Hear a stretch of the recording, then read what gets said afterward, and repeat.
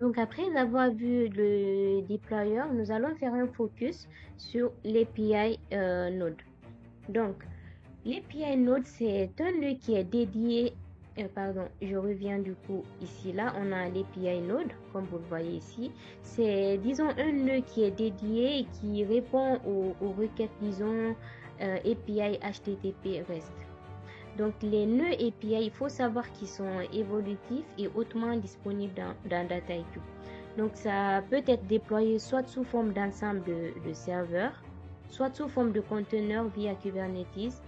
Du coup, dans cet exemple par exemple, j'avais développé un algo de machine learning et par la suite, je l'ai déployé via l'API Node. Donc lorsqu'on clique sur View Deployment ici là, on verra effectivement que j'ai un projet j'ai une version d'un projet de machine learning qui s'appelle FakeJob Hosting qui a été déployé en production.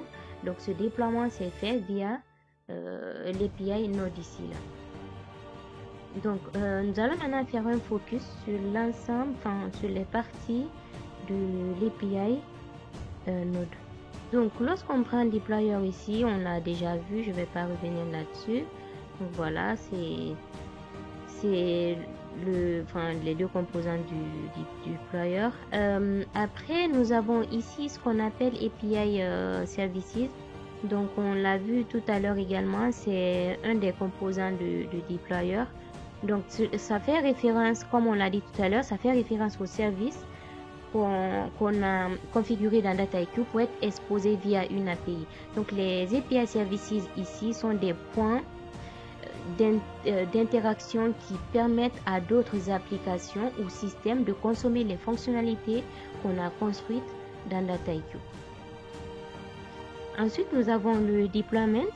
Le deployment ici, c'est une section qui est liée à la gestion des déploiements de services et de nos modèles. Donc, on peut suivre ici l'état de santé des déploiements, voir les différentes versions déployées et aussi effectuer des opérations telles que les mises à jour, les réinitialisations de déploiement. Donc, lorsqu'on prend notre modèle FakeJob Hosting ici, on a une première version qui a été déployée. D'ailleurs, on n'a qu'une seule version, la V1 qui est déployée. Par contre, si jamais on avait de nouvelles versions, on aurait toutes les versions disponibles ici. Ça nous permet aussi d'avoir l'historique des différentes versions et de déployer la version qu'on souhaite. C'est-à-dire que si par exemple on avait une V2 ici, on aurait le choix entre le déploiement du V1 ou du V2 du modèle. Mais là, puisqu'on n'a qu'une seule version, c'est la seule version qui est déployée en production. Et donc ici, là, on peut par exemple cliquer là-dessus et voir l'état de santé, quelques informations de notre déploiement. Donc on peut voir que c'est le modèle qui a été déployé il y a 17 jours. Les différentes informations du modèle sont disponibles. Les différentes informations des features du modèle sont disponibles là.